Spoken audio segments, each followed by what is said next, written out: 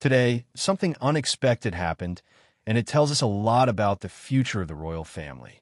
When Prince William shows up without much warning, people pay attention, and today's visit was more than just a routine appearance. In a quiet but meaningful move, the Prince of Wales carried out an important military engagement that quickly caught the attention of royal watchers and the public alike. He visited the 1st Battalion of the Mercian Regiment at Bulford Camp in Wiltshire, not just as a royal figure, but in his official role as Colonel-in-Chief. And from the moment he arrived, it was clear this wasn't going to be a distant, formal visit. Dressed sharply, confident yet approachable, William stepped into the camp with a calm authority that many say reflects his growing readiness for the future role of king. But what stood out most wasn't just how he looked, it was how he interacted. Instead of rushing through a schedule, he took time. Real time. One of the most meaningful parts of the visit came when he sat down with female soldiers serving in the regiment. This wasn't a stage moment or a quick photo opportunity. It was a genuine conversation.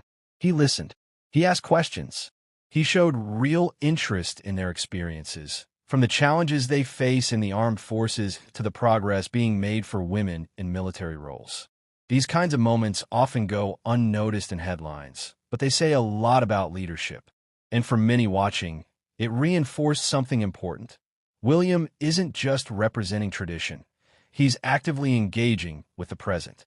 As the discussion continued, there was a noticeable sense of respect in the room, not just for his position, but for his willingness to understand and acknowledge the realities of modern service life.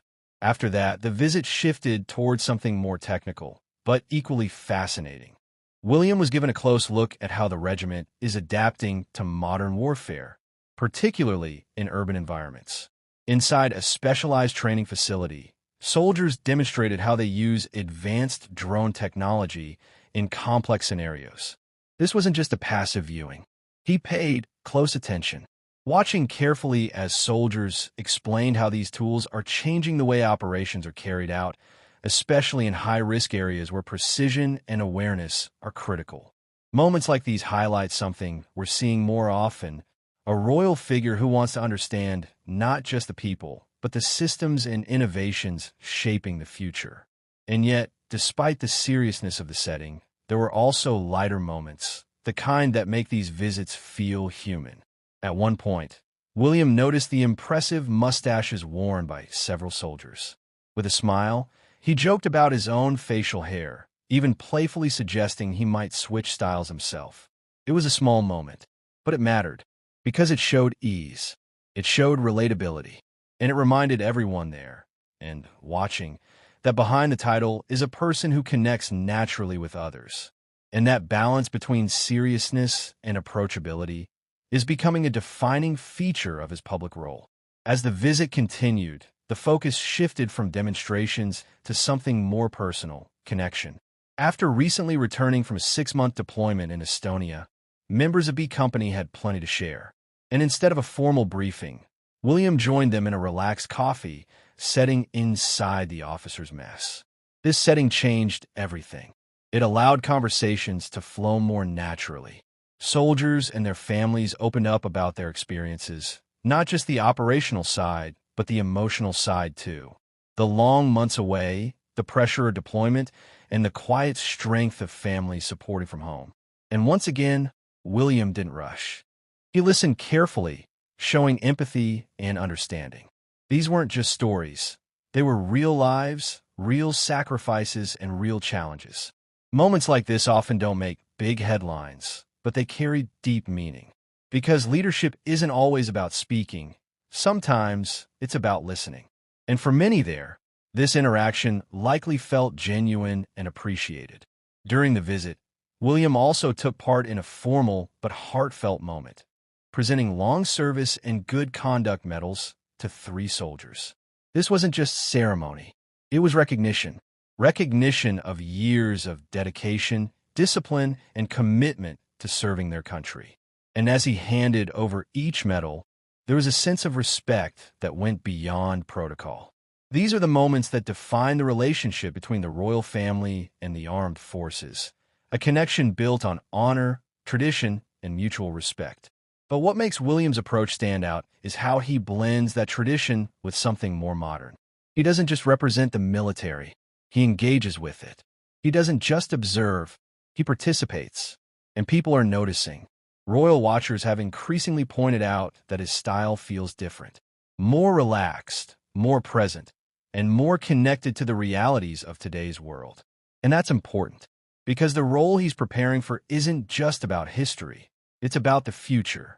Interestingly, this visit came just one day after another significant responsibility. William had represented his father, King Charles, at a major religious event, the installation of the new Archbishop of Canterbury. It was a moment rooted in deep tradition. And then, almost immediately, he shifted into a completely different environment, a military base, modern technology, and direct engagement with soldiers. That contrast says a lot. It shows his ability to move between worlds, from centuries-old ceremony to cutting-edge military innovation. And that ability may become one of his greatest strengths. Looking at the bigger picture, this visit wasn't just about one regiment or one day. It reflects a broader pattern we're starting to see. A future king who is quietly shaping his role, not through grand gestures, but through consistent, meaningful actions. By spending time with soldiers, listening to their experiences, and understanding modern military challenges, William is reinforcing a strong and lasting connection with the armed forces. And in today's world, that connection matters more than ever, because the nature of service is changing, technology is evolving, and the expectations of leadership are shifting. What people want now is authenticity. They want leaders who don't just stand above, but stand with. And this visit delivered exactly that. From serious discussions to lighthearted jokes, from formal recognition to informal conversations, every part of the day felt balanced. Nothing forced, nothing distant, just a clear example of someone stepping into responsibility in a very human way. Even the viral moments, like his joke about mustaches, played a role in shaping public perception. Because in a world driven by short clips and quick impressions, those small, genuine interactions can travel far. They make people feel connected. They make leadership feel relatable. And they remind us that even within institutions built on tradition, there is room for personality and warmth. As conversations about the future of the royal family continue, moments like this become more significant. They offer a glimpse of what's coming. Not a dramatic shift, but a gradual evolution. A blend of respect for history and readiness for change. And if today's visit is anything to go by, that balance is already taking shape. So, what do you think? Is this the kind of leadership the future needs? If you enjoyed this video, make sure to like, share, and subscribe for more real and insightful royal updates.